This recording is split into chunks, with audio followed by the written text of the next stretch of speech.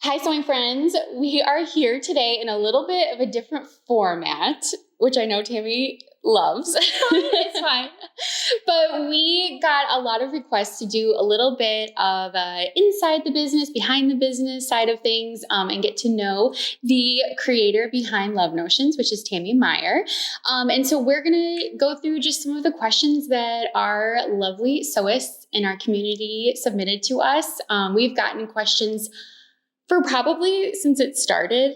Yep. About like all of the details behind the business, where you get ideas for creations, and just even some more personal backgroundy kinds of things. So that's what we're going to be discussing today. And if you're unfamiliar with Love Notions is a PDF pattern company. So we do digital sewing patterns here. And Tami Meyer is the owner, head designer, the big boss at Love Notions. And she's going to be a willing or unwilling participant I today. am here on my own accord. No one had to drag me. And I'm Tessa, and I am the marketing person at Love Notions, and I create a lot of like the front-facing content, like taking pictures and working with our creators on making content for Love Notions. And so this time, Tammy's going to get to be in front of the camera just as much as I usually am. So, Tammy, would you rather scenario? Okay. Would you rather, just to gauge your love of being in front of the camera, would you rather be a reality star, or would you rather run a marathon every day? Okay, two things I hate. So great start. I don't like being uncomfortable. So those are both very uncomfortable situations for me. But I think with running, I would get used to it. Okay. You don't like being sweaty either. That's what I'm saying. I don't like being uncomfortable. Yes. So I guess run a marathon every day. But I guess if I did it every day, eventually I would come to like it. So I'm going with that.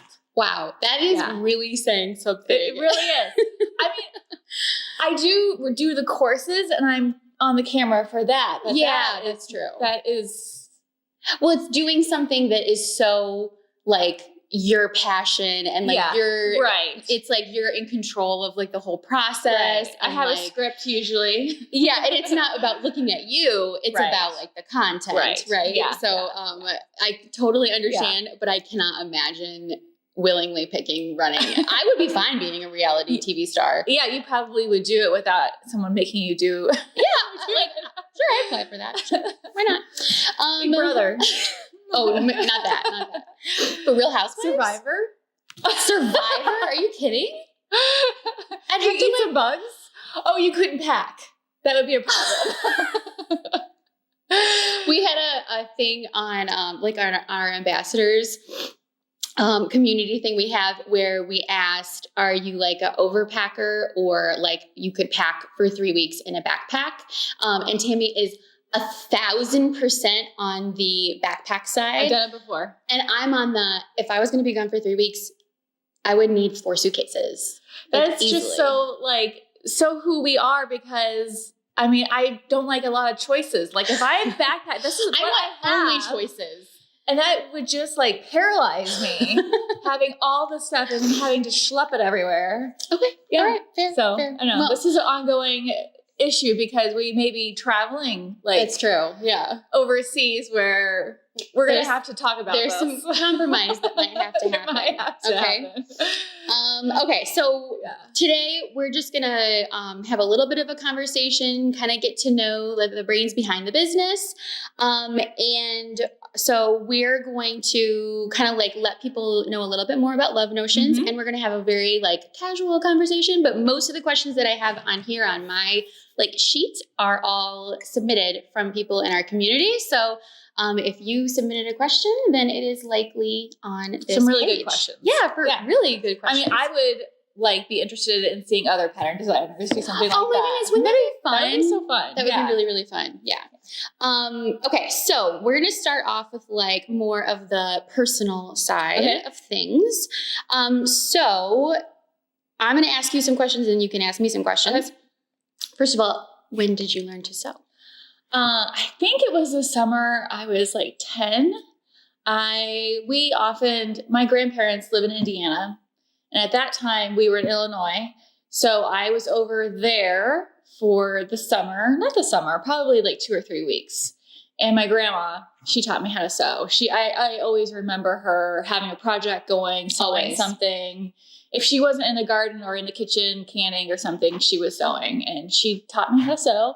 And we sewed She did more like house stuff, right?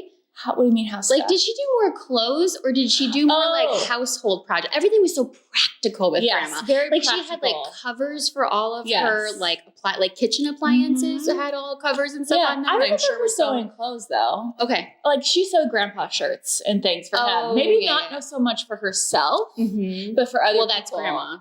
For sure. Yeah. Yeah. So we sewed a pair of pajamas. I wish I still had them. I remember like she had found like this shirting fabric. It was blue, like a turquoise blue with like orange, like mini, like really thin stripes, like vertical stripes. I remember it. And I know she had saved that fabric. She was going to make my grandpa like a button down shirt. And we sewed a pair of pajamas. Look what you're wearing right now. I know. That's so funny. So, outfit check. What are you wearing today? Oh, this is the Aria button down. And the fabric is a Fabulism, one of their plaids. This is my favorite fabric right now. I love it. It's really nice. Yeah. And you wore it on your trip to Montana when you went yes. It's like very cowboy very vibes. Good memories attached. Yeah, for sure. Yeah. And I am wearing the ballad blouse and this fabric I think is from Alyssa May. Oh, okay. It's pretty. Alyssa May is like my crepe, right? Or is it? No. I don't know. It's just kind of like a lightweight woven, which is like Alyssa May. It's like very inexpensive and also like just you can get so many things. Yeah. Again, that's my aesthetic. Yeah, it is. The more the merrier. Like the gathered yoke version because there's also like the shearing. Oh, yeah. And I feel like I like nailed the neckline on it. Really pretty. It makes me so happy. Okay. So, that's the learn to sew. And for me, I learned to sew, I hope this isn't being loud there, but, I learned to sew much later in life. Not that long ago. Right. I think in total, I've been sewing for 5 years because I started sewing right when Josie was born. Yeah. Josie is my youngest child. And 5. For real. So I learned right when Josie was born and I learned basically like I was a stay-at-home mom and kind of going a little crazy. And Tammy just like brought over a laundry basket full of fabric and her old sewing machine because you got your new your baby lock one. That's the machine I have right now. Yeah. And I learned on that Husqvarna, which would not do buttonholes. Yeah, it was it was a tough. This one, the baby lock's much better. Ooh, so much better. But I feel like the learning curve for me was I feel like I jumped in. You totally did. I really admire that about your sewing journey is like nothing was like intimidating to you. Like even now there's things that are intimidating to me that you just like jump in and do it. Yeah. Like I feel like that is, because how are you going to, you have to just start somewhere. I think if you know too much, it can scare you off. Yeah. Yeah, but I remember like the pullover you made for Derek with the quarter zip. Oh my goodness, yeah. That is like, I was so impressed. The North Star, yeah. Like her zipper looked great. I'm like, when did you learn to do zippers? Well, I think you follow the directions, and also it didn't hurt that like I remember constantly like messaging you and Kelly. Yeah. Kelly is an assistant designer and our customer service person at Love Notions. And she made that pattern too. Yeah. And I remember just like asking, I was probably so annoying, but like I just wanted to. You like being challenged. I do. I really, really do like being challenged. Yeah. Hi, Mom. Our mom actually, so we're at the workshop. This is the studio where Love Notions does all of the stuff. Tour. We should do a tour. That would be good. Yeah. So this is the studio where we kind of come together. We actually don't have our sewing. Well, you have a sewing machine at your house. Yeah, but not for work. Just for fun. I don't have a sewing machine at my house anymore. We kind of do all of the Love Notions stuff here, which is really good as far as like setting some boundaries. Because I think Work-life balance is I would just be tunnel vision sewing all the time. Because if I start a project, I want to finish it immediately. Yeah. So our mom actually has her long arm here as well. She's an avid quilter. Very avid quilter. And so we get some of our sewing genes, I think, from her as well. And so she does a ton of projects here while we're working on things as well. So it's kind of a family endeavor here. It's kind of funny because she lives way closer than we do here to the shop. Like she lives down the street. Yeah.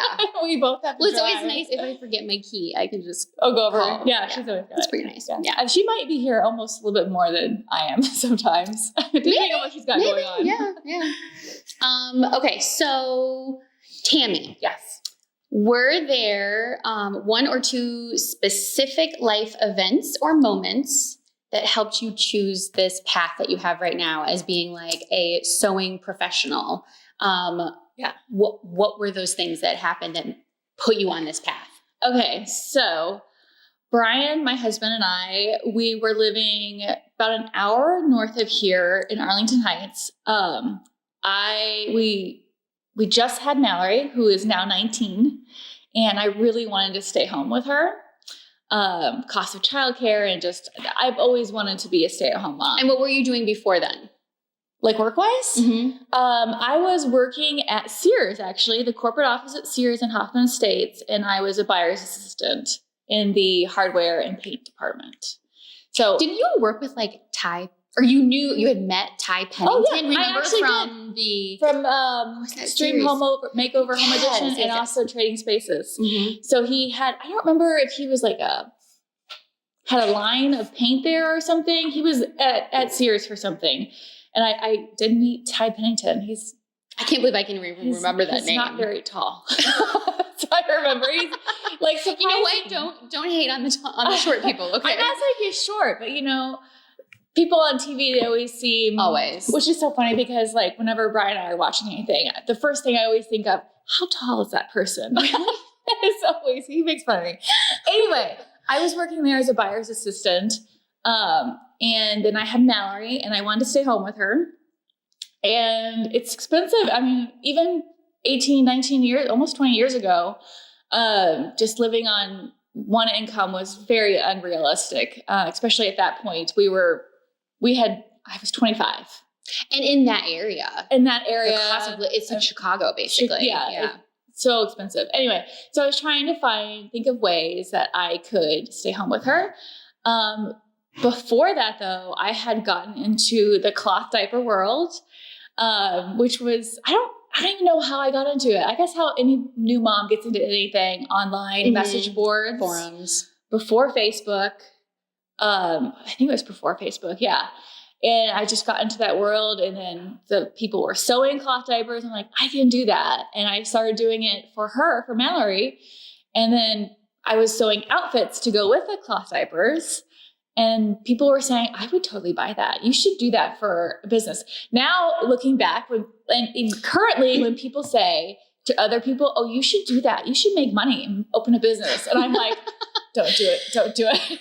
Because their idea of making money is, well, you could charge like $30 for that thing that took you 8 hours and $3,000 machines. Right. Like, that's not really, it's not always equaling out. However, it did work out for me because I did do that, and I am now to this place. Mm-hmm. Where, it's funny, like, it's like another full circle moment. Uh-huh.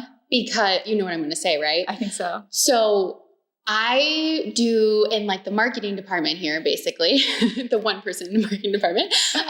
We've been doing these collaborations called fabric features in our newsletter series, where we take a fabric company that we've been finding like really good things at and promote them, basically. Just kind of like a shout out to the people, like, because obviously if you have sewing patterns, you're going to need some fabric to go with them. Right. So that's like the number one question we get. Always. What fabric? Fabric. Yeah. So we've been doing these collaborations, and I stumbled upon this place called Nature's Fabric. And I'm still pretty new in the sewing world, so I don't know all of like the classic places to go to. And I found like this like beautiful like velour. I made this sleeves. Compose. I'll show you a picture of it. This compose robe that feels like incredible. I'm jealous. And I mentioned to Tammy during one of our meetings, like, oh, I'm going to reach out to them to do a collaboration. And so in our email, we have like a discount code for them. And she was like, wait, where? And it turns out, like, how far back do you go with Nature's Fabric? I think when I started, so my cloth diaper business was called Dunkin' Fluff. We'll talk about why it was called that. Which makes sense for people in that community. Right. Yeah. Right. But one of my vendors I used for my supplies was Nature's Fabric. And I'm pretty sure that was the beginning of her business too. Really? Or very near the beginning of it. Really? Yeah. Yeah. Yeah. Well, so they've been around a long time too. Yeah. Yeah. And I mean, they're carrying stuff that's like all types of apparel fabric. And obviously there's like dyeable, everything you could think of. Usually, at least things have changed a lot, I'm sure. Yeah. But the reason why my business was called Dunkin' Fluff is because I was using wool as a cloth diaper cover, and wool is, usually just like a cream color, and I was dyeing it. So I was dunking it. Like tie-dye. And then like fluff. Fluff, it was like a term for your cloth diapers. So, yeah. And so when my now 12-year-old was tiny, even, you were still doing that business and that side of the business.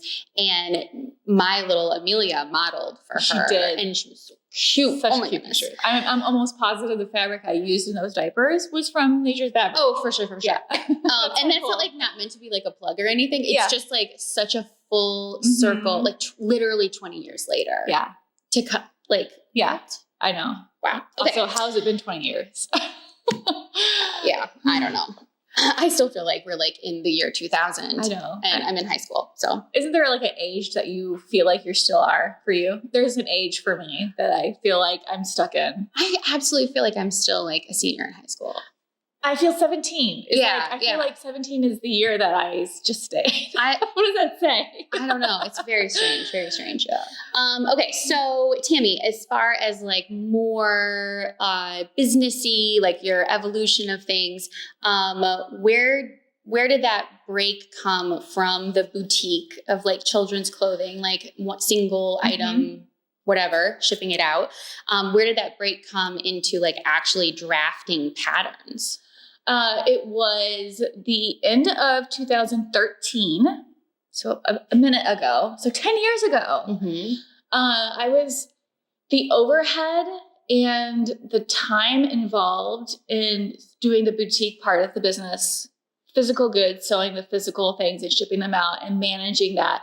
And at that point I always did. Dunkin' Fluff was all on my own. I didn't have any help that I can recall.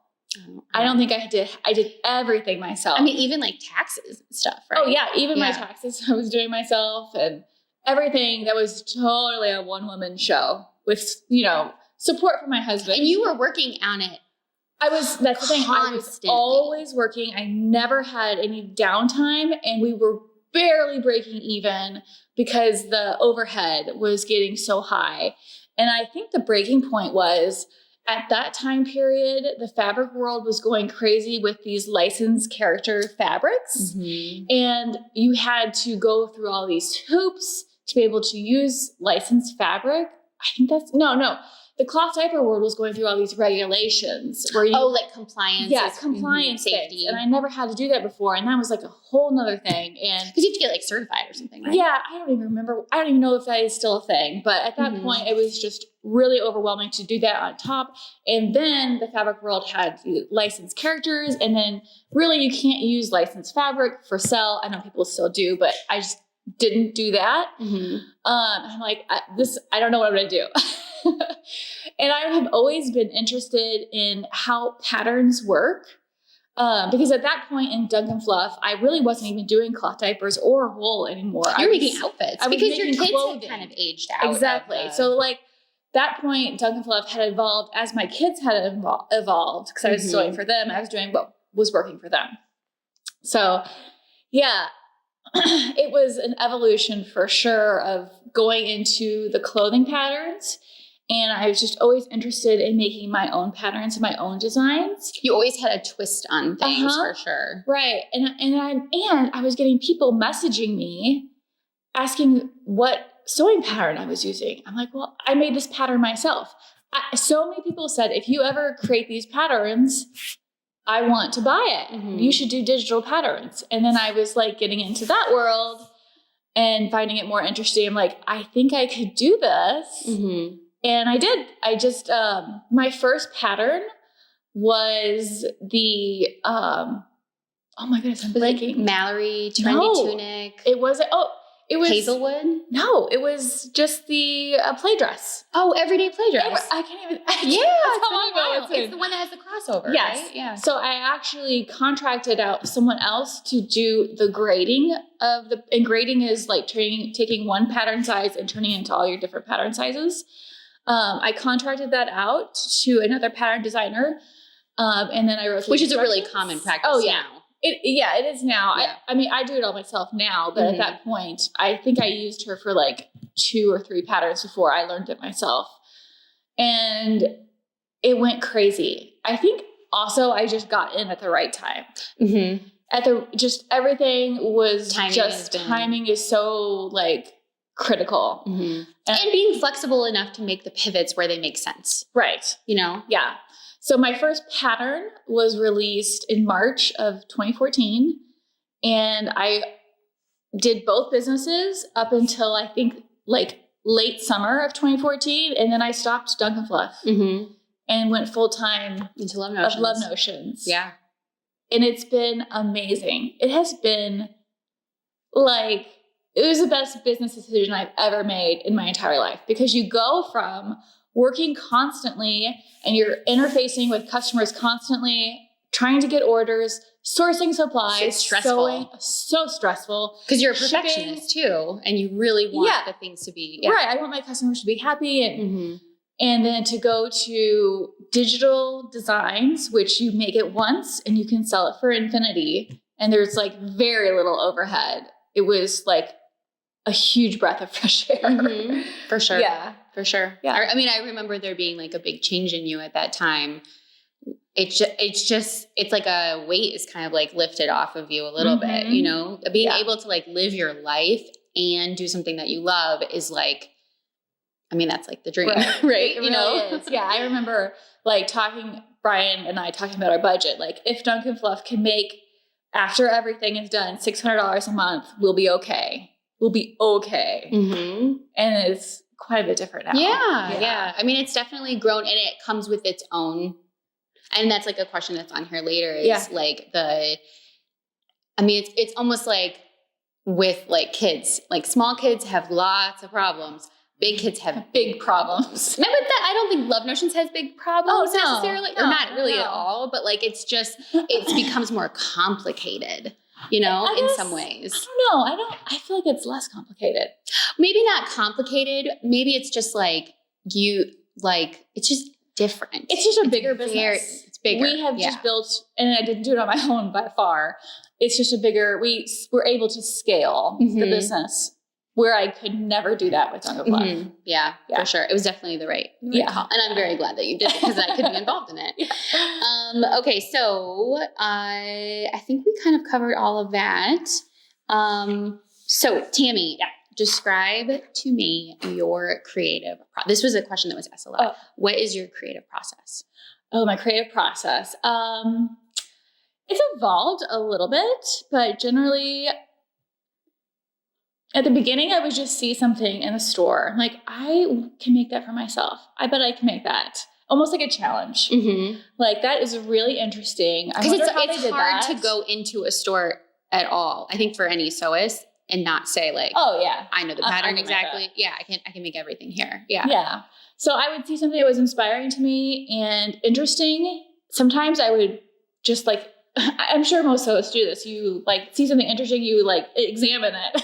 I mean, but you would go like take it apart. I have done that before. Oh, absolutely. Yeah. Several times. I mean, I will go up to people and I'm like, oh, that's so cute. How do they do that? You know? I mean, can I see the inside of that?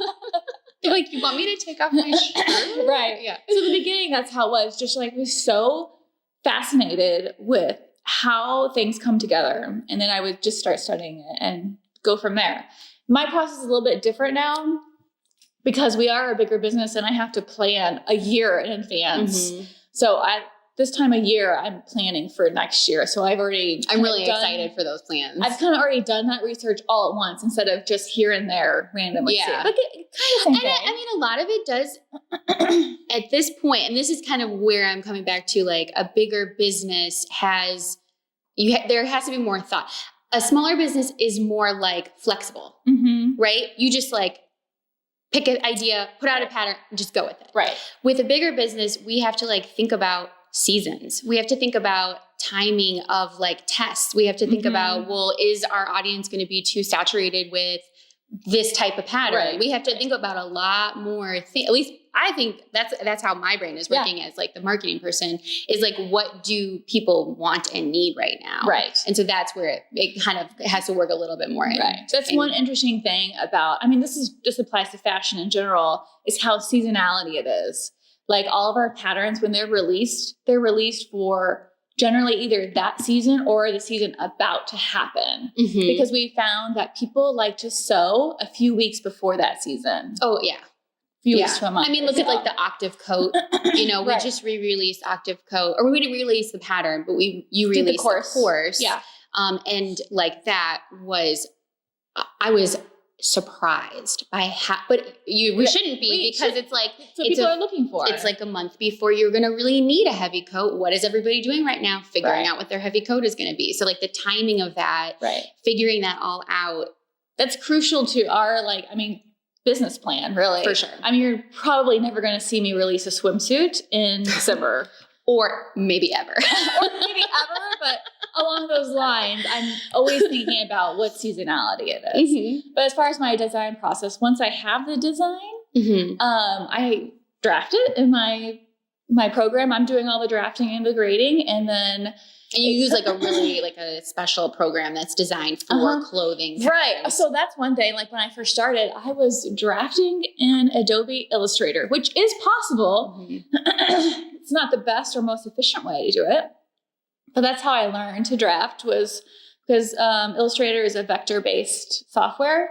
So it works for that purpose. And then grading from there, all in Illustrator. Kind of crazy to think and that. So now it's completely different. Now I use a professional software called Pad, which actually, if someone is looking for advice on a software to learn, I would say learn Pad or something like that. There's other ones out there, but that Pad is a monthly subscription, and it's cloud-based.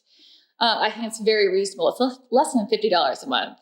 So that's... Wow. Yeah. So once I have my part done, then I send it off to, I have a couple people who work for me, or who are contractors, who we just actually started this year, who do the illustrations and write the instructions to some degree. And then it's really like the early editing. Right. It's the early development part to get me going so I can work on other, like more design stuff. And then once she's done with it, I send it to someone who sews samples for me and gives me feedback on fit and like our general block size, our standard block size. And I make those edits, and then we go to testers. And then it is a process. It is. I was looking at it. It's like a 10-week process, 8 to 10 weeks. And sometimes you have things like going on simultaneously, which, that presents its own challenges, but it also, you can't just twiddle your thumbs for like when other people are working on the development part, I have to be working on something else. So it's like a cycle that we try to, because our testers are so important to us, and I don't want to overwhelm them with like 3 pattern tests at once. For sure. Yeah. And I think they are absolutely a critical part of the process, I think, because I think that's where independent patterns differ from like big 4 sewing pattern companies, because the feedback, like the impression of the everyday sewist, that's what's most valuable, I think, when it comes to like testing the tutorial and making sure everything makes sense and making sure that your hand is being held appropriately through that. So like the testers, the fit and the feedback, all of that stuff is so important in developing the pattern. And I think that's what sets independent pattern companies apart. Oh, for sure. And then people can like contact us and talk to us and get an answer. Yeah, for sure. So, yeah, for sure. All right, we're back. We had a little bit of a technical thing, because we actually went over the allotted recording time. We didn't think this would take this long, but we've had like a nice conversation. Yeah. So let's continue on. And the next question I was going to ask you after talking about like the testing process for Love Notions was, what is your typical daily like work week, work day like as an entrepreneur? Well, I usually come into the shop whenever Tessa's here, and she works Monday, Tuesday, Thursdays right now. So I'm in here after you, and I leave before her. But I come in and I answer emails, do the back end business thing that's not fun, like run payroll, tax stuff, finances, all that fun stuff. And then I just get to work on whatever pattern I might be working on at whatever stage that might be. Which is it changes quite a bit. I might be filming, like doing a course, because that takes up a lot of time. A lot, yeah. More than you would probably think. Yeah. But I feel like I'm getting better at it. Sure. Like anything. Finding better ways more efficient ways to do things. Yeah, for sure. And then I'm usually leaving here around 1 or 2. And then I also work at home, just because at this point in my life, anyway, I have one older teenager at home, and sometimes nothing else to do, but might as well work on something at home. So I might work at home most days at some point in the evening, and on the days I'm not here in the shop. But and I think mine is pretty similar in that it's very flexible, very changing. Very like, here's a problem, let's fix it. Here's a situation. It's just like every day is different. And there's like a lot of like autonomy in that. There's like a lot of freedom as a business owner. Right. Like you get to decide what you do. There's pressure with that, but there's also like just a huge sense of freedom to be able to do what you want, which I think is like how many other people can say that? Right. I'm always so like proud of you and like of Love Notions. It is such an accomplishment for someone to like build this, and I think cool. I haven't not done it by myself by far to get to this stage. In fact, there's like 2 points I can pinpoint in the history of Love Notions specifically where the business has just like scaled like immediately. And that was when I hired Kelly to do my customer service. I think Kelly's great. Kelly's been with me since the beginning. She's so knowledgeable. That was in 2015. And she still works with me. She still does all the customer service emails. I mean, I can count on her. She knows the patterns as well as I do. And she also does the men's and the boys' patterns.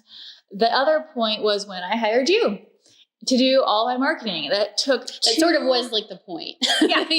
Marketing. Right.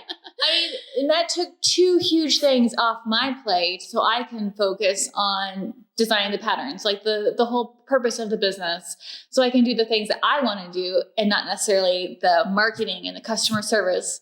Things that have to be done in a business, I gave to 2 very capable people. And you guys do such a good job. And I think that's what's really nice, again, being an entrepreneur. You give us so much freedom to just do the job, and you do not micromanage that. I don't. Like at all.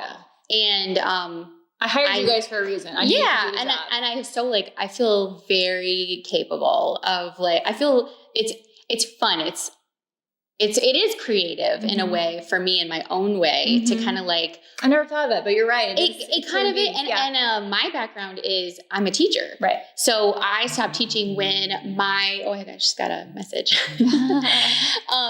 My background is in education. So I was a high school English teacher.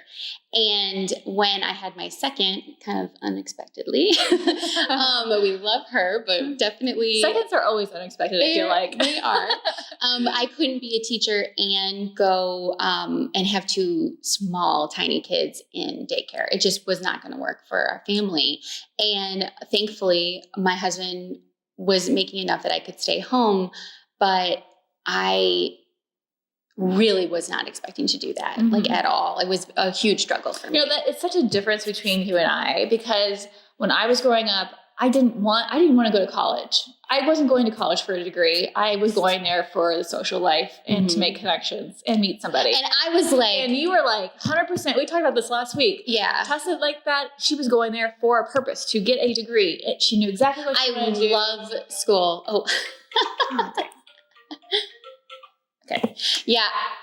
I love school. I love education. I love English. I love my subject area. I loved I felt like I was really good at teaching.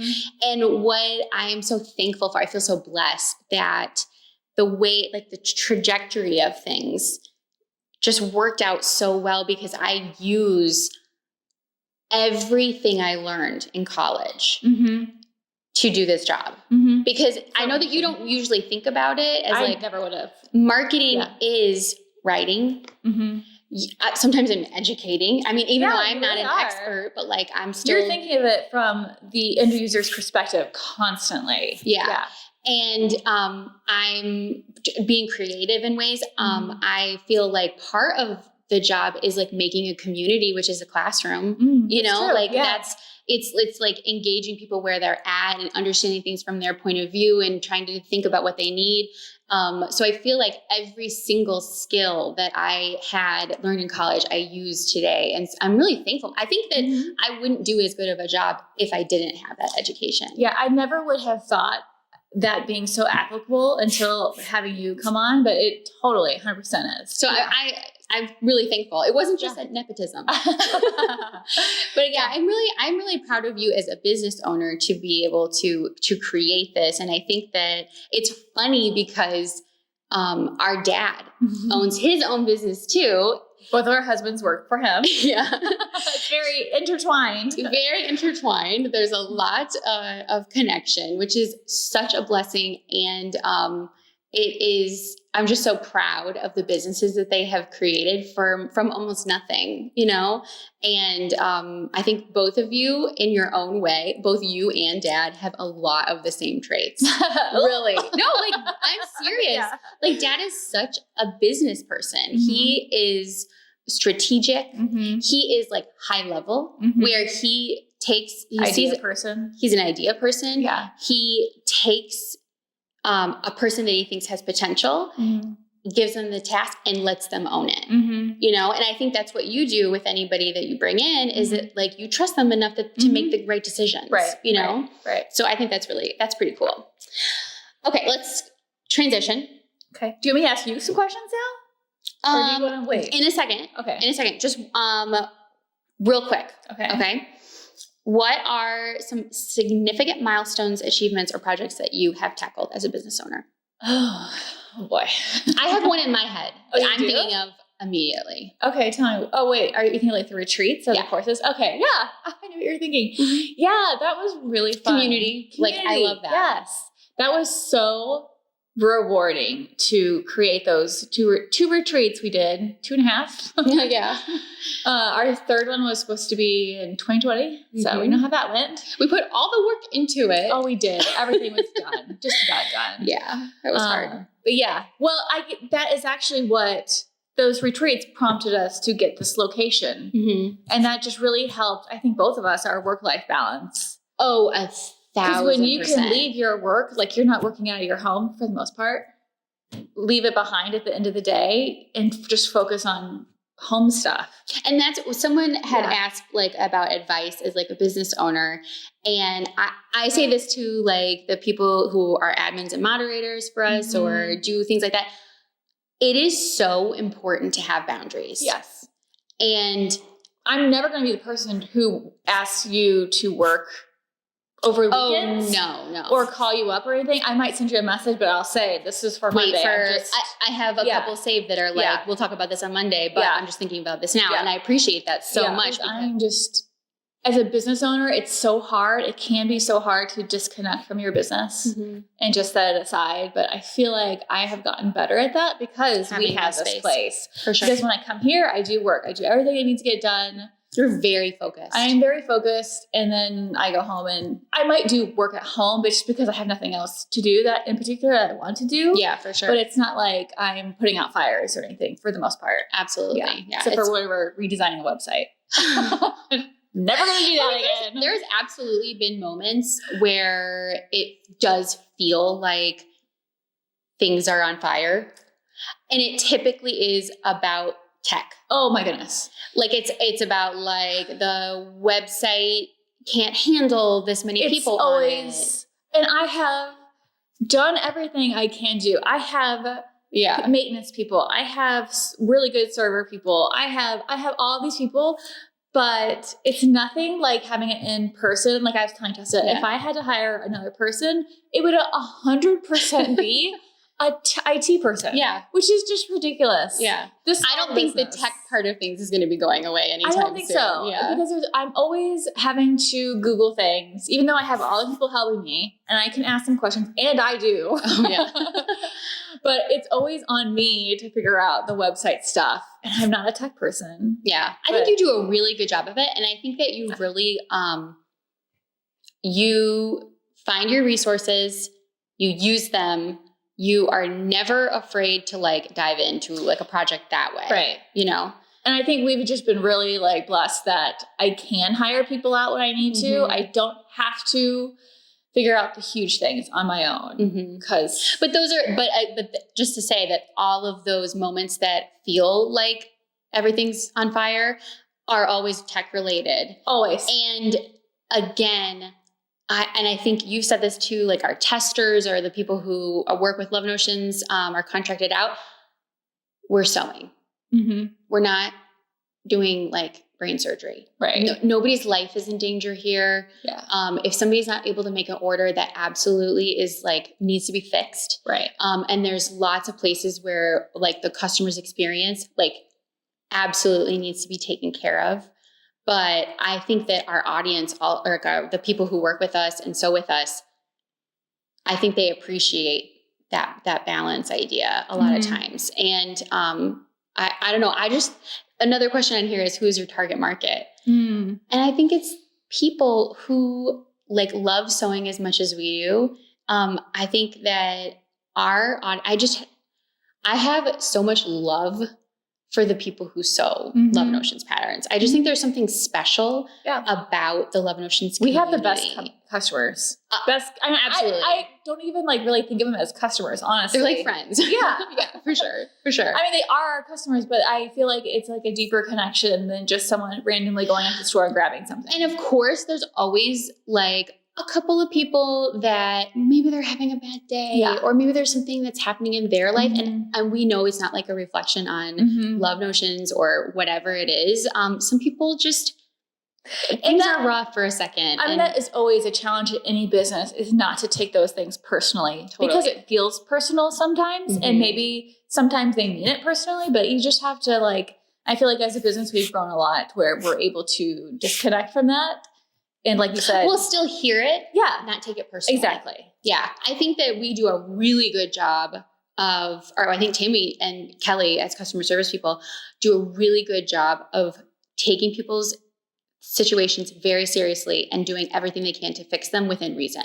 Because we want to have them to have the best experience possible. Yes. You know, we're not doing all this work to put out like some shoddy work and then have to hear about it. I want to give you the best possible experience from beginning to end. Yeah. And as like a marketing person that sees like all of the comment, I mean, 99.9999% of every piece of feedback is like so positive. So encouraging. It's just like, it is like heartwarming. And it's not even necessarily, it is almost always about like the patterns and the quality, but it also a lot of times is like, I just like being here, you know, like it is a great place to be where there's not a lot of places like that on the internet. So I think in terms of like significant milestones and achievements, I think for Love Notions, I think that would be one of the things that I would consider an achievement is making, at least having a place that is so inviting and encouraging and welcoming, and having people in our communities who actively share and encourage. Yeah. Like we have the best community. I mean, I'm maybe a little biased, but am in other pattern designer groups somewhat, and I peek in, just to gauge how things are. And there's lots of good things going on in those. Yeah, absolutely. Sure. But our customers, I do think our customer age range is a little bit older, and I think that comes a little bit more, I don't know. Well, there's like a willingness to help. Yes. And they're usually so excited when younger people want to sew. Yeah. I love that. Yeah. For sure. Yeah. Okay. So I think we talked about some like lessons learned, hard business moments. And I think we talked about advice, especially like business related, balancing. Tammy, besides your new hobby of quilting. Well, I mean, you're quilting. I am. And that's why I have a sewing machine at home, is because I have started to do some quilting on the side. I admire it so much. It's beautiful. Yeah, it really is. Yeah. What else do you do in your spare time? Well, my husband and I, we try to travel as much as we can, because our kids are older and it's a little bit easier for us to do that. But I like to read, or I like to do puzzles. Just recently I got this puzzle table, which if you like doing puzzles, you need a puzzle table. Because it has like the raised lip on it. Has a lip, and it's solid, and it's got like a felt top, so your pieces aren't sliding everywhere. And it has like little drawers. I'm serious. I just got it this week. It has drawers? It has drawers you can pull out. Like if you're just sorting things, Tessa, you need this. Okay. The problem is that I have such an addictive personality. I would not do anything else. Yeah, I would start a puzzle and then not get up until it was finished. And that is not something that I need to enable. Boundaries, Tessa. Yes. Boundaries. Very, very, very like true. You can't finish this until you do this. It's true. But anyway, you also have another hobby. Oh yeah, I just started horseback riding lessons. I want to own a horse one day. We'll see.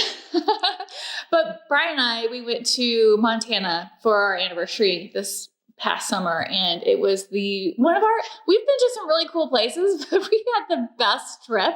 It was like a dude ranch kind of place. Seriously, it was the best trip. Aww. We had such a good time. There were no bad moments. The place we stayed, if you need a recommendation, I can give you one, was just so great. But anyway, we rode horses every day, and I'm just like, I want to learn how to really do this. And there's so many places around here, actually. It's surprising how many places there are around here that do that. Yeah, I want to learn how to do this. So like one of our trips that we went on with the kids a few years ago was to Costa Rica, and we rode horses on the beach, which was amazing. However, my horse started galloping, and I did not gallop with it. So I was on the ground. Oh, I didn't realize you fell off. Yeah. I didn't know how to stay on, and I didn't know how to control my horse. Anyway, ever since then, and I got back on. Like, it doesn't scare me. It probably should. You could get really hurt. But I want to learn how to do it correctly. Mm-hmm. So I am taking lessons once a week at a barn near us, actually near our dad's plant or where they work. So after my lessons, I go have lunch with my husband, and it's just like so nice. Cute. Anyway. That's my newest hobby. And so like my algorithm on any of my social media, it just shows me all kinds of horse related stuff. So yeah. So they have your number. They do. Those algorithms. I wish I could do it more often, but it's not a cheap hobby. Yeah. And it's, yeah. So. Are you going to be able to do it during the winter? Yeah. Because where I go, they have an indoor arena. Oh, that's cool. Yeah. That's really cool. Okay. Yeah. It's time for rapid fire. Okay. You're scaring me. Oh, no, it's not scary. How about you ask me questions first? Yeah. You do this for me first, and then I'll do Okay. These are great questions. Okay, Tessa, what percentage of your wardrobe is handmade? Okay, what do you think? I would say at least 50%. I was going to say 50 to 60%. Yeah. I wear a Love Notions piece every single day. Do you really? I often see you in 75% of the time. That is so cool. At least when I come to work, I always wear something Love Notions. Really? Almost. You do that intentionally? Or just because it's yeah, because so much, this is not rapid fire. Okay. Yeah. Sorry. But so much of what I do requires me to wear something. Yeah. You know? Oh, because you're always like taking pictures, modeling. And you know what's really funny is like when we have our Feature Fridays, I like almost always wear that pattern. Even though you're not working. Even like when I'm not working. It's almost like a good luck charm. You're making me look bad. No, I just like am in case I want to take a video or something, I'm like ready. But also like it reminds me, this is why I like our Future Fridays. It reminds me of what is so great about that pattern and like the specifics of it and what fabrics it works with and situations that it works in. So like, I feel like wearing it, it like gets me in that mindset. That's cool. Okay. Rapid fire. Okay. All right. Top 3 favorite makes. Okay. I had to think about this one. Octave coat with the wide lapel. For sure. I actually have a whistler that I just like love. Which one is it? I love the one that is that flower. It's actually the fabric is over there. It's like a floral, like a gray sweater knit floral. Like I just felt so good in that, and I've like loved making it. I think there's so much to do. It was like a really great process. And then I think my third one was like, because it was such a satisfying moment, was when I made the pockets for the Metra blazer. So like that make. So yours is about the memories, like the whole experience. A lot of it. It's like the feeling that comes with it. Okay, cool. What do you wish you had known before you started sewing? Okay, I should have thought about this one more before I put it in. I think it's so good that you didn't know that much. You just blank slate. I wish I had known that it was easier than I thought it was. I thought that it was like this thing that was impossible. I thought only people who had been like trained for years and years and years and had someone right next to them, I thought you needed that. Okay. Yeah, you don't need that, especially in this day and age. And like the first time I made like a laundry day tee on my own, like in my like loft, I mean, it was like the ugliest thing in the world because it was like yucky fabric, but the feeling, it was addicting. Yeah. So I wish I had known it was easier than I thought it was. Yeah. Well, and it's really impressive because you have persevered really well. You got over that hump. What's in your UFO bin? Okay. UFO is unfinished object. And for sure, it's a bunch of like little like do you remember me making like busy books for Josie? Yes. I never finished any of those. I started all these beautiful pages and I was so happy with it. And then I never, that's an overwhelming big project. It was too big. Yeah. It was way too big. Yeah. Oh, okay, go ahead. Okay. How does the ambassador program work? Okay, so I kind of help with the ambassador program. Basically, you lead it. You're everything behind it. I love our ambassadors. We have a group of people that are kind of like our go-to, most reliable, beautiful content, lovely to work with people. And they are taken from our testing group, and we rely on them to help create content, to test the patterns, to promote the patterns. Influencers, basically. They're basically sewing influencers, and they are people who love notions as much as we do, I think, and are just perfectly a fit for our community. So how's the program work? So that's basically, that's what they are. And then every week I give them an update on like what's happening, so they know like what's coming. And they promote the patterns and they help test the patterns. So they're just super, super involved in that. And then in return, we pay them for the content and the testing that they do. And they also are able to have like an affiliate link. So if you see an ambassador with an affiliate link, use it. Yeah, absolutely use it because they're part of the process. And it's really the most equitable, fair way that we can think of to, besides paying them for their content and for their testing separately, but them promoting the patterns, that brings us business. And some of these ambassadors, they do this basically for their full-time job. So it's pretty great. I mean, they're all over the place, but it's like a mix of people and backgrounds and sewing levels, and it may sustain they're able to continue to do that, you know? Yeah, exactly. Yeah. Okay. Do you ever sew other designers? Yeah. Did you know this? I didn't know this. Yeah. I do too. Yeah.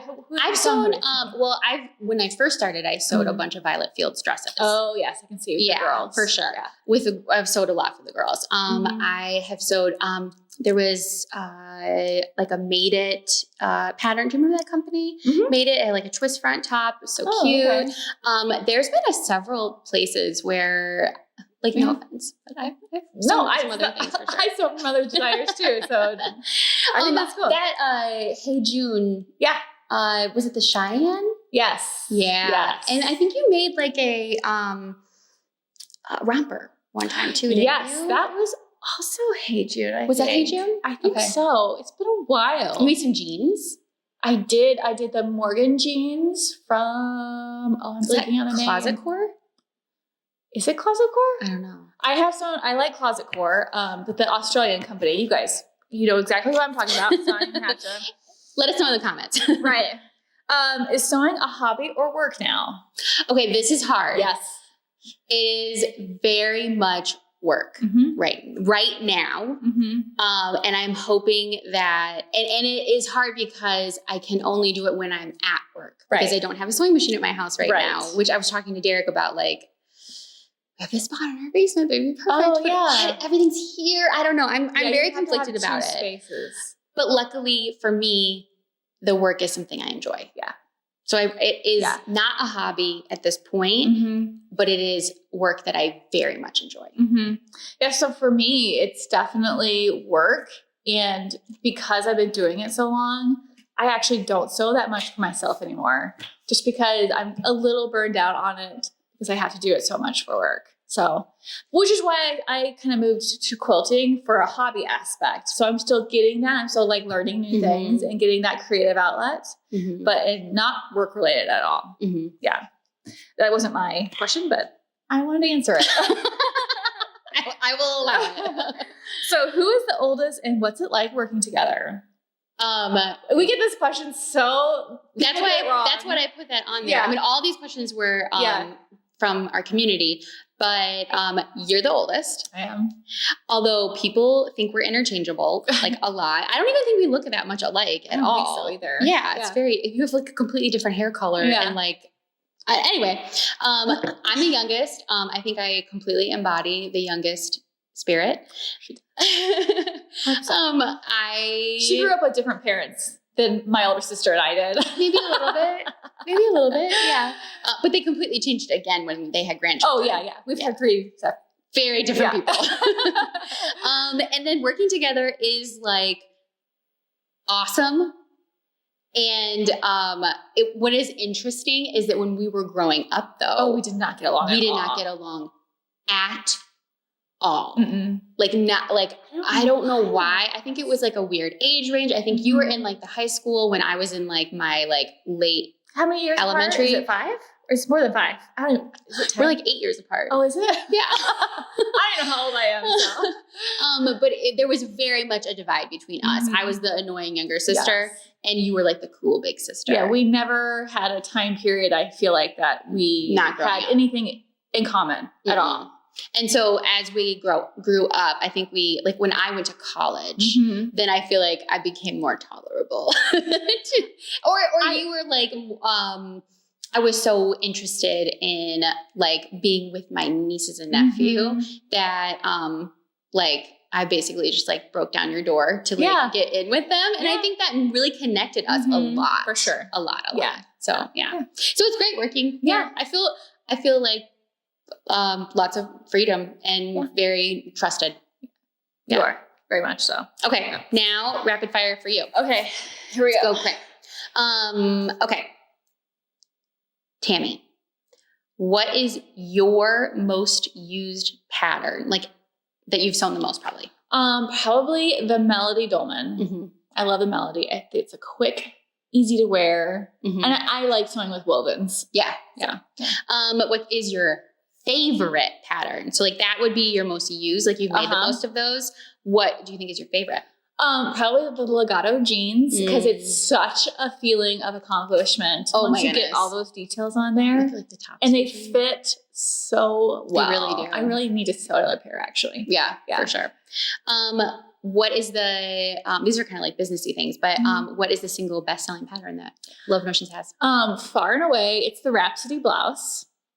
It has been out the longest, so sometimes it's kind of hard to say. Not the longest. It's not been out the longest, but like some patterns we've had recently probably will be up there eventually once they have time. But yeah, I think Aria is going to be one of those. Probably. Yeah. Yeah, for sure. What's the lowest selling pattern? I looked this up, and it's a girl's pattern that's since been retired, but still available. And that's the Posh Popover. I love that pattern. It's just an appeal to people, I guess. So, well, your style evolved. It is a very the Love Notions aesthetic has evolved. It has, and you just go with the trends and what was popular then, and that pattern was done years ago. It's just not that appealing right now. So. It's cute. I remember Jill did that. Yeah. Our niece did the photo cover of it, which I bet if she knew that, she would be mortified. I kind of wondered, was that the beginning of her? She does not like being in front of the camera whatsoever. That's just her. So I'm like, oh no, did I do this to her? That's because of Kara. She's our other sister. Somebody asked, have you always worked together? But we just talked about how we had it. What is the story behind the pattern names? Okay, so the woven pattern names, almost all of them, except for maybe one, I think, are named after musical terms. And it's lyric, legato, cadence, harmony. It's good to have some kind of consistency or device, like gimmick kind of for your patterns. And that was a good one to delineate wovens from knits. Knits have varied over the years, but lately all the knit patterns, probably the last 6 or so, have been places and Chicagoland places, like the Metra, it's a Metra train. The Wrigley Field, Rockford, Ravinia. Frankie Lincoln. is the most recent one is Frankie, and that's for Frankfurt, which we live near. I didn't know that. Yeah, that's why I call it Frankie. Oh my goodness. And the Juliet is Joliet, where we are. Okay, no, I just thought Juliet because it's romantic and pretty. I did not know it was because of Juliet. Yeah, and then Lenox is because New Lenox. I live in New Lenox. Okay. I'm blowing your mind right now. Should we go through all of them? I did not know that. Yeah. Oh, that is so funny. Yeah. Okay, cool. And okay, this is our last one on rapid fire. What is in your UFO bin in terms of pattern designs? Oh, pattern designs. Okay, one right now, I'm not even sure I should say. Because it's supposed to be coming out next year, but it's been in my to figure out pile for a while. And one of my first ladies pattern was the trendy tunic. And I'm going to retire the trendy tunic. However, I feel like I still want to take my own take on that design in a more updated way. It's such a cool design. Yeah, but I have been working on figuring that out for years.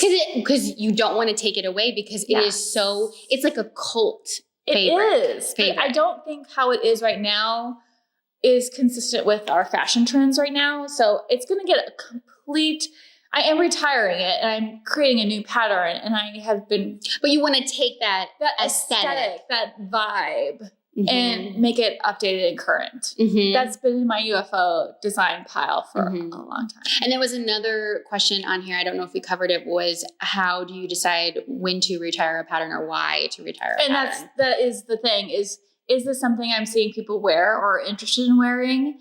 And do I want to put, if it is, then I probably will put the work into updating it. But if it's not, then I probably won't put the work into it. Because this is a business. Yeah. And you have to do what will make business sense sometimes. Right. So I can continue making more patterns that are appealing. For sure. Okay. Well, so let's talk about kind of ending things up here. What are some future plans for Love Notions right now? Okay, like design plans? Let's do design plans, big picture things, anything else that you want to talk about as far as what's coming. So because I have more help in the development part, I am planning on doing more patterns next year than I have done in maybe ever, actually. It's ambitious. I think I have 10 patterns that I have design specific and I have them all scheduled, as well as 3 classes, courses.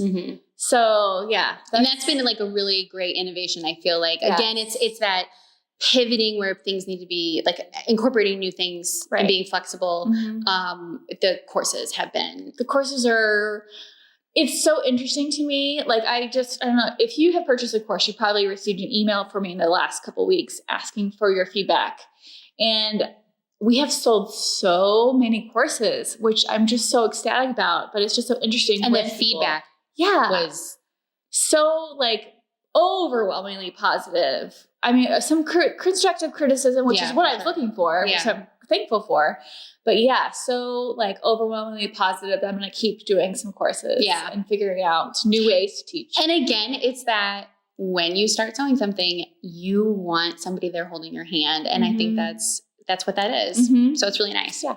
Other like what's on the docket right now as far as patterns though? Like what's happening at the end of the year? So right now, we are today actually, if I can finish up the file, putting in a woven skirt pattern into testing, which has probably been maybe my most requested pattern. Hugely requested. Yes. Glissando has a woven skirt option.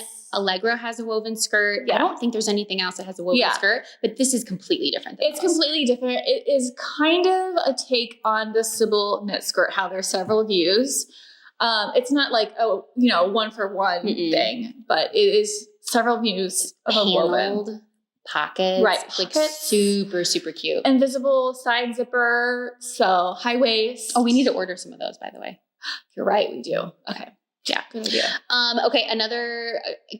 Other thing is in-person classes.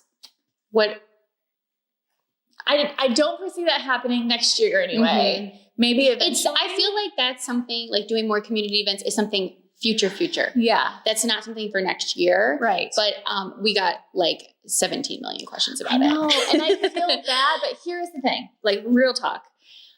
I would have to hire somebody and I'm just not, I don't like managing people. I can manage Tessa. I can manage Kelly. They're very easy to manage, but I would have to hire another person to come in here. And I just don't think we're at that spot yet. Maybe eventually, but like maybe in the future, we would do like an event or something. Maybe. And like a one time or whatever. Yeah. And so when we got this space, that was our intention 100% to do in-person things. And it just did not happen. Yeah. And you just got to be flexible with what the business needs and stuff. So, so as far as like marketing sort of things, that I'm in charge of, we have our Secret Sewist event coming out, which I think by the time this posts, it'll be just a few days away before we post the Secret Sewist thing, which is an event we do with our ambassadors, which is lovely. It's sort of like a take on Secret Santa, and everybody picks out patterns and fabric for it's so cute. And this is something our ambassadors do. Yeah. And then I'm just gonna continue helping out, make those Feature Fridays. If you ever think of like a topic that you want covered by somebody to create content for, or anything like that, make sure that you leave me a comment so that we can add that to our very, very long list of things to discuss and provide. And then we are continuing for the rest of this year with our fabric feature collaborations where we partner up with people. And I'm looking forward to like doing more collaborations with one of the comments that we had, or the questions we had was, do you ever collaborate with other pattern designers? And I think that I love so we did like talking about other pattern companies and lift, like rising tide lifts all boats, you know? Absolutely. I don't feel as if other pattern designers are my competition. I feel like we all have unique businesses, but we worked with Amber at Alder Studios for the Coda. So thank you so much for asking for this behind the business little situation. We had a really good time, I think, putting this together. Yeah. It was actually pretty easy and fun and casual. So we are so thankful that you guys are involved in our community. We are so thankful that you sew with us. And we really do feel like we are sewing with you, if not in person, but in spirit. Sure. And if you have any other questions, comments, thoughts, make sure that you leave them anywhere we are on socials, or you can email Tessa@lovenotions.com, or you can message our customer service, which is help@lovenotions.com. And thank you so much for watching, and we'll see you later. Bye.